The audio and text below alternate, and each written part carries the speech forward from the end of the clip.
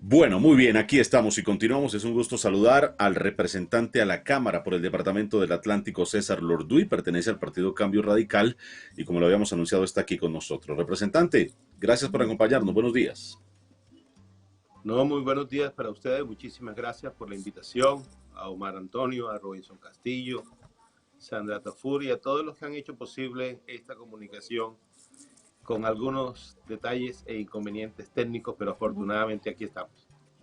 Se logra el objetivo, que es lo importante, representante. Sandra, buenos días. Primer tema, porque hemos invitado hoy al representante Lorduy. Bueno, Omar Robinson y representante, muy buenos días. El primer tema es uno muy importante de una iniciativa de la que he sido autor, el representante Lorduy, y que se encuentra dentro de las 7 iniciativas más importantes de orden social que se han estudiado en el Congreso de la República en la legislatura pasada y que después de casi 2 años de trámite por fin fue aprobada y es la ley de titulación de predios, un proyecto que sin duda va a beneficiar a más de 3 millones de familias colombianas que llevan viviendo por más de 10 años en lotes o terrenos ilegalmente y pues que allí han construido sus viviendas. Entonces, representante Lorduy, cuéntenos un poquito en qué consiste este proyecto, un proyecto que nació desde su ciudad, desde Barranquilla. Gracias, Sandra. Bueno, esto es simplemente el producto de haber escuchado a la gente con algún nivel de entendimiento y con corazón. Con Arturo Char, que también es autor de este proyecto, recorríamos las calles y los municipios del Atlántico y de Barranquilla, y en muchas de esas reuniones la gente se nos acercaba y nos preguntaba qué podíamos hacer nosotros para solucionar un problema que al final y al cabo se venía incubando durante muchos años, consistente en vivir en un lugar en donde prácticamente habían construido sus viviendas, habían desarrollado su familia, criado a sus hijos, pero que no tenían acceso a servicios públicos, no tenían acceso a los servicios sociales del Estado, simple y llanamente porque el predio en donde ellos vivían no era de su propiedad. Y me dediqué a la tarea de estudiar detenidamente este tema a nivel del país y encontramos que efectivamente había una gran cantidad de injusticia. La primera injusticia es que a la gente por ley no se le puede proporcionar servicios públicos y servicios sociales del Estado sobre la base de que su barrio no esté debidamente legalizado. Entonces no le daban servicios a los que más necesitaban, simple y llanamente porque el barrio no estaba legalizado. En segundo lugar, encontramos que había personas que ahí vivían 25 años, 30 años y no tenían ninguna posibilidad de poder adquirir el predio, entre otras cosas, una, o porque su vivienda era bastante deteriorada y segundo, o porque su vivienda había mejorado ostensiblemente. Las normas legales prohibían lo uno y prohibían lo segundo. Bueno, para no alargarles el cuento, dedicamos a estudiar a esto y a convencer a todas y cada una de las bancadas en el Congreso de que había un proyecto que podía solucionar la vida a millones de colombianos y afortunadamente logramos, inclusive con el apoyo de la oposición, sacar este proyecto adelante. Y vuelvo y repito que no es sino el producto de escuchar a la gente y de hacer un trabajo con alma, vida y corazón, razón por la cual a mí me eligieron al Congreso y esa es la razón por la cual estoy ahí. Oiga, representante, en la aplicación de esta ley, ¿cuántas familias ya van censadas y que han podido disfrutar del efecto de este proyecto? Eh, hay muchos municipios que vienen adelantando el programa. Barranquilla es uno de los municipios líderes en este proceso. Aquí en el año 2021 se piensan titular 33.000 predios. Un municipio cercano a Barranquilla, que es el municipio de Soledad, ya va en casi 26.000 predios. Te puedes imaginar la magnitud del problema en todos y cada uno de los municipios en Colombia, que obviamente requiere unos esfuerzos institucionales por cada uno de los municipios, pero cuando se tiene ganas de ayudar a la gente, esto es posible. Aquí lo estamos logrando en el Departamento del Atlántico. Entiendo que se viene haciendo un trabajo inmenso en los demás departamentos de la región Caribe y yo aspiro que también en el interior del país, porque este es un problema común en toda Colombia. Eh, Faltan algunos elementos, un decreto reglamentario por parte de la Superintendencia de Notariado y Registro, que entiendo debe salir esta semana, y otro del Ministerio de Ambiente, de vivienda, perdón, pero sencilla y llanamente ya esto se viene ejecutando y ustedes no se imaginan la felicidad que uno ve reflejado en la gente cuando siente que su casa y su lote es de su propiedad. Eso es una felicidad que no tiene precio. Representante, otro proyecto, otra ley muy importante que usted trabajó durante la legislatura pasada en el Congreso fue el de borrón y cuenta nueva, que en este momento se encuentra para aprobación en la Corte Constitucional y que pues obviamente muchos colombianos están esperando para poder salir por fin de las centrales de riesgo. Cuéntanos un poquito en qué va este trámite y parece que está como un poco enredado en la Corte, ¿no? Sí, lastimosamente, pero bueno, ya se salió del atolladero, como diríamos acá en la región Caribe, y el proyecto va adelante. 8 millones de colombianos están presos. 8 millones de colombianos están metidos en las centrales de riesgo por deudas que van desde 20.000 pesos en adelante. Cualquiera que sea la deuda, ahí no se distingue. Simple y llanamente quedas detenido, quedas preso por un tiempo bastante grande. Pero el problema no es estar preso en las centrales de riesgo. El problema son las consecuencias de estar allí. La consecuencia es que inclusive en muchísimas empresas las centrales de riesgo son utilizadas como organismo de consulta y si estás reportado casi que no te dan el empleo. En esta época, menos. Segundo, no puedes aspirar ni siquiera a un crédito. Los estudiantes del ICT no le pueden prestar. Las personas que aspiren a un subsidio en el Ministerio de Vivienda tampoco se lo pueden entregar. Es decir, tras de que estás endeudado y estás jodido, y perdónenme la expresión, pues quedas requete más jodido. Y eso me pareció una tremenda injusticia. Y en compañía del representante Harry, del senador Barguil y del senador Velasco, este proyecto lo sacamos adelante. Entre otras cosas, este es el único proyecto en el Congreso de la República que solo ha tenido un solo voto en contra. Es decir, por ese solo voto, ese proyecto no se aprobó por unanimidad.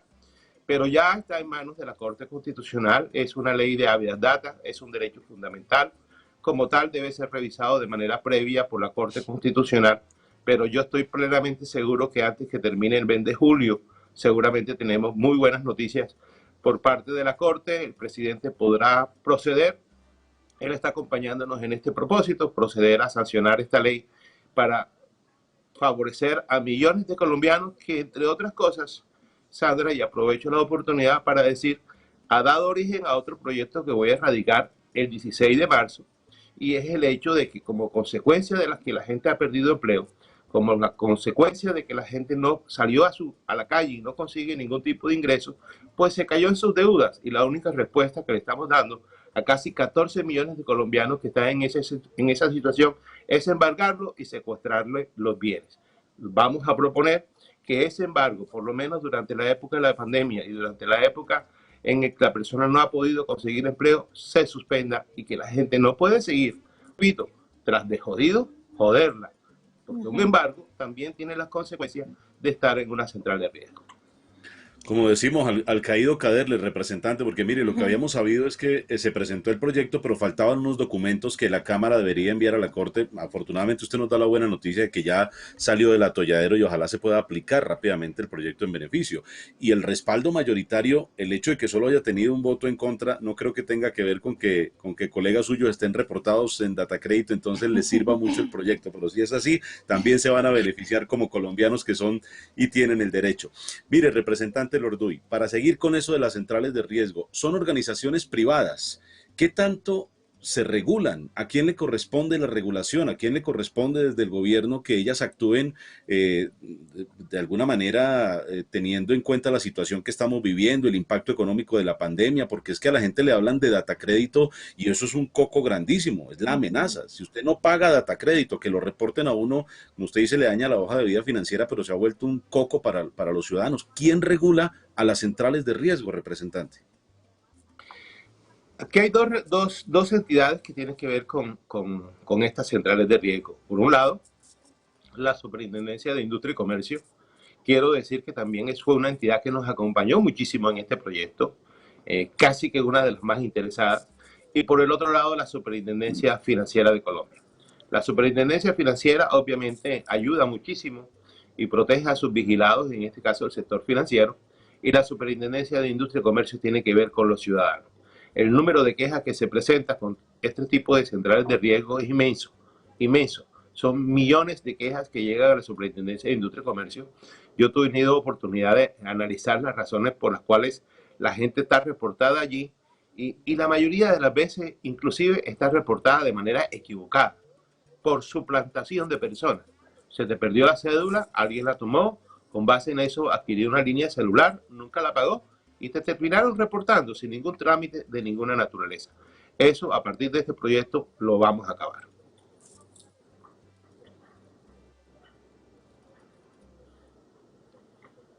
Bueno, muy bien. Representante, Sí. bueno, representante, no sé si Robinson de pronto tenga alguna duda sobre este mismo tema de las centrales de riesgo. No, ya lo quiero meter a la arena política. Sí.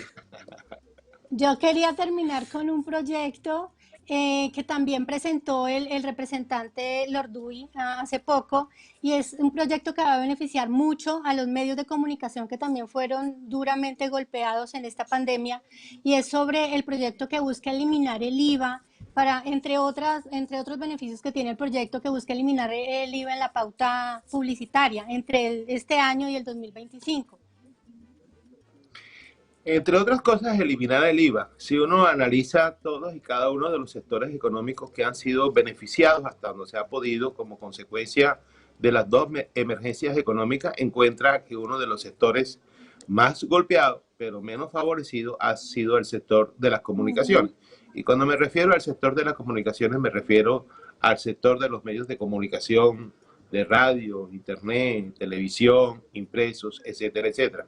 ¿Qué ha pasado con ellos? Simple y llanamente la pauta se disminuyó, en algunos casos prácticamente desapareció y han tenido que seguir funcionando casi que con las manos sin ningún tipo de ayuda. La idea de este proyecto, que es un proyecto del Partido Cambio Radical, en el cual yo soy uno de esos voceros, es no solamente eliminar el IVA para todos y cada uno de los insumos que se necesitan para producir un programa como este o las pautas publicitarias, sino también darle una serie de incentivos desde el punto de vista económico que le permitan seguir sobreviviendo en la pandemia y en la pospandemia, porque todavía no sabemos cuándo vamos a terminar.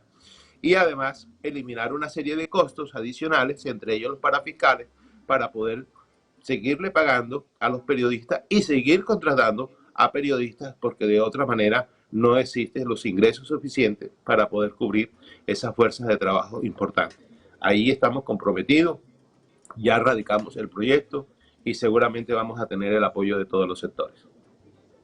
Ojalá, necesario. Oiga, representante, ya lo meto un poco en la arena política.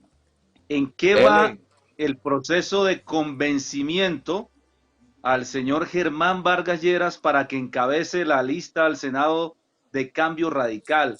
¿Vargas Lleras se lo está pensando o ya lo descartó o ya lo decidió? ¿En qué estado de las cosas se encuentra esa situación? En el mejor de los escenarios, el doctor Germán Vargas es una persona supremamente inteligente, capaz, evalúa los momentos políticos de manera acertada y seguramente en el tiempo indicado podrá tomar una decisión de si acepta encabezar la lista, si no acepta encabezar la lista. Aquí hay muchas cosas que pudieran suceder en el futuro, pero cualquier decisión que él tome pueden estar plenamente seguros que lo vamos a acompañar. Representante, esta mañana Robinson nos comentaba de cómo en reiteradas ocasiones el presidente Iván Duque en sus intervenciones públicas menciona a la vicepresidenta Marta Lucía Ramírez. Si ella llega si algún día, si tomara la decisión, si rentar todo ese tema, y teniendo en cuenta el momento político que vimos, es muy posible que eso pase, que la volvamos a ver como precandidata presidencial. Pero dijo el presidente Duque que la vicepresidencia seguiría en manos de las mujeres. Y los que conocen dicen de las mujeres y especialmente las que desde Cambio Radical vienen apoyando al gobierno del presidente Duque. ¿Le suenan algunos nombres, representante? ¿Alguna chivita que nos quiera contar? No, yo no tengo ningún problema de contarles una chivita o una chivota. Yo quisiera primero ponerles un apunte. Marta Lucía Ramírez es una gran mujer. Es una gran mujer que está haciendo un excelente trabajo, entre otras cosas, a favor de la mujer y en contra de la corrupción. Yo he tenido oportunidad de acompañarla en algunos de sus proyectos y cualquier destino que ella tome, estoy plenamente seguro que recibirá, ojalá, el apoyo mayoritario de los colombianos. Nosotros no somos fórmula con el presidente Duque, o no fue parte de la fórmula que se eligió el presidente Duque. Hemos venido acompañando un sector importante de cambio radical al presidente Duque, dentro de los cuales me encuentro yo, sobre todo pues la bancada Caribe de los que comúnmente llaman la bancada de Char, y obviamente el presidente tendrá la libertad de nombrar a una persona a la otra. Yo preferiría que fuera una mujer, estoy plenamente de acuerdo contigo, y que fuera de cambio radical no lo veo posible. Yo creería que debería ser del Partido Conservador, porque entre otras cosas esa es la fórmula que se pactó desde un principio y yo soy amigo de respetar las fórmulas. Representante, entrando en el tema que hablaba Robinson, en caso de que no fuera el doctor Germán Vargas Lleras, que no aceptara, ¿a quién ve usted dentro de ese grupo de precandidatos? Bueno, el doctor Germán, digamos, ha sido mencionado en distintos escenarios. Uno de esos escenarios es el ser cabeza de lista de Senado. Creo que sería supremamente importante. Y desde el punto de vista de precandidatos o de personas que los medios de comunicación, porque la mayoría de ellos no ha anunciado de manera concreta ningún tipo de aspiración, obviamente incuestionable que mi apoyo, mi compromiso, mi disposición, mi ánimo y mis ganas estarán hasta para cargarles las maletas a Alex Char. Oiga, sí, clarito. Representante, no, ya que usted menciona a Alex Char, ¿en qué va ese tipo de reuniones? Lo hemos visto con el exalcalde Fico Gutiérrez de Medellín, con el exalcalde de Bogotá, Enrique Peñalosa. Este grupo de liderazgos regionales, ¿de ahí va a salir un solo candidato o ellos se van a unir al candidato que ponga el uribismo y de eso saldrá uno solo? ¿Ustedes se van por aparte o piensan aglutinarse con el candidato que ponga el uribismo? No, yo creo, aquí todavía hay muchísimas cosas que todavía deben decantarse en el camino. Y yo creo, y lo he venido diciendo a un grupo reducido de personas, que yo creo que las elecciones del Congreso van a ser muy determinantes para abrir un camino hacia la presidencia de la República. Eso depende de cómo le vaya a cada quien allí, así se van a constituir las fuerzas. Pero de manera inicial, veamos lo siguiente. Alex no es una candidatura que él haya lanzado, sino una solicitud que le hace casi que por unanimidad la región Caribe. Eso es supremamente importante. Y en términos de región Caribe, estamos hablando de un número de votos bastante importante, que nadie puede desconocer. Es decir, Alex jugará de una manera o de otra, entre otras cosas, porque representa una región que con legítimo derecho aspiramos al poder. Todos los que estamos dedicados a la actividad política aspiramos a eso. En segundo lugar, yo veo con muchísimo cariño y afecto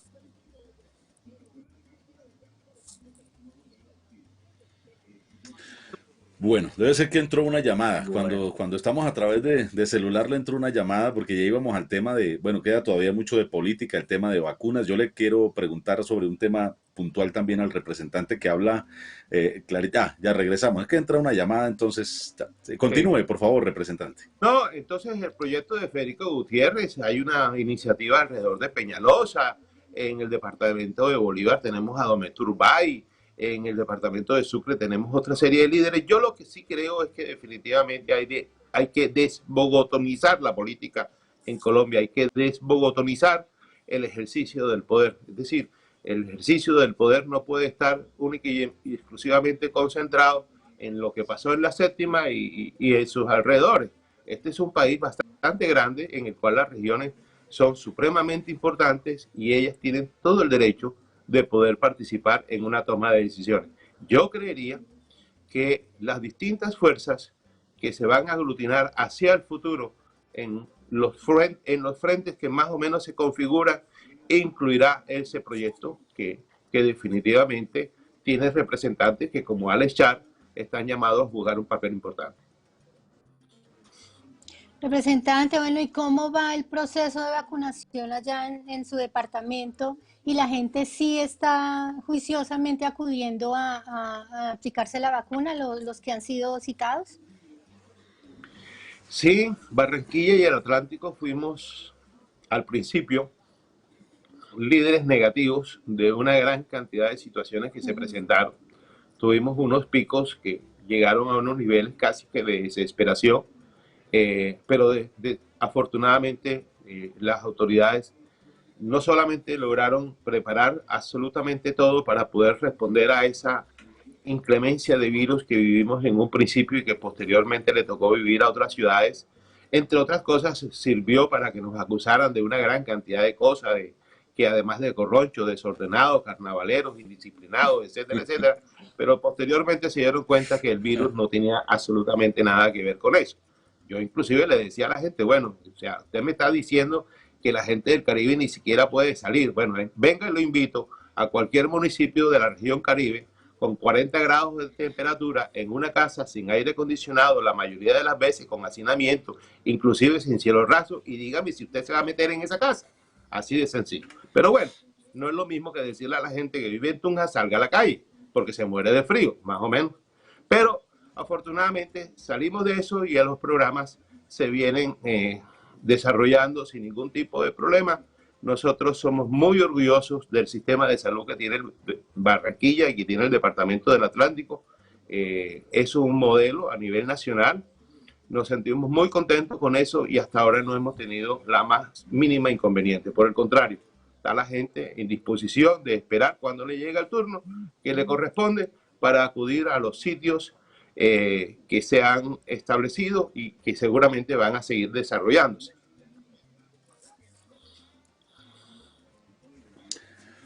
Robinson, yo voy a pasar a otro tema, pero si tiene otra de política, hágale porque le voy a volver a cambiar de frente al representante. No, yo sigo con mi línea política y al representante que fue además columnista por muchísimo tiempo, él es un experto en opinar sobre estos asuntos sin duda alguna. Representante, es casi que al unísono, muchos analistas, medios de comunicación, todos casi sin excepción ponen a Gustavo Petro en segunda vuelta presidencial cuando estamos a poco más de 14 meses de que ese evento electoral ocurra. ¿Por qué cree usted que se presenta este fenómeno de que todos ponen a Gustavo Petro en segunda vuelta presidencial? Bueno, yo creo que él ha hecho un trabajo, independientemente de si a alguien le gusta o no le gusta. No ha descansado desde el momento en que perdió las pasadas elecciones que le permitió ocupar una curul en el Senado. Y se está viendo el resultado de un trabajo que ha venido haciendo. Sin embargo, yo creo que el futuro no se puede ver con el espejo retrovisor del pasado. El futuro depara muchísimas cosas, muchas variantes que seguramente podrán efectivamente ratificar que esté en una segunda vuelta como puede que no esté. Yo creería personalmente que él ha hecho un excelente trabajo desde el punto de vista político, se ha ganado un espacio y va a seguir defendiendo ese espacio y seguramente los resultados pudieran ser eso. Pero los demás, pues obviamente, también están haciendo un trabajo que seguramente se va a incrementar en los próximos días. Representante, con el permiso de Sandra lo saco de los proyectos y de Robinson lo saco de la política para preguntarle un tema, como decían los colegas del pasado, de palpitante actualidad, de suma importancia, sobre todo en la costa Caribe, por un nombre que está sonando mucho porque algunos están pidiendo su cabeza. Él insiste en seguir trabajando y parece hasta el momento cuenta con el respaldo de quienes lo llevaron ahí. Volvió a perder el Junior, representante. ¿Se tiene que ir Luis Amaranto Perea o usted lo dejaría? No. Yo lo único que no opino es precisamente sobre el Junior. El Junior tiene tantos opinadores en Barranquilla que yo sobro. Yo lo único que digo es que el Junior más que un equipo para la región Caribe y para Barranquilla, es un estado del alma. Simple y llanamente. Por lo menos para mí, si gana, me alegro inmensamente y si pierdo, me entristece. ¿De quién es la culpa? Se lo dejo a los especialistas. pero han sido más las alegrías que nos da el Junior. Seguramente muchísimas más tendremos hacia el futuro, que nuestra alma permanentemente vibrará cuando el equipo juega y mucho más cuando el equipo gana. Bueno, mire usted, ahí se nos fue un poquito más por el lado. Con la política fue más directo para responder el representante Lorduy Sí. que con el Junior, pero bueno. Representante, ha sido muy amable, muchas gracias. Ojalá el proyecto de titulación logre todos los objetivos y ojalá el proyecto de Avias Data también rapidito lo podamos ver beneficiando a los Sí. colombianos reportados en Data Crédito y la iniciativa para los medios de comunicación también, especialmente estos como nosotros que somos pequeños, que somos autosostenibles, que la pandemia nos ha afectado en ese tema de la pauta, que los proyectos se cumplan en beneficio de la ciudadanía, que es el fin de la política finalmente.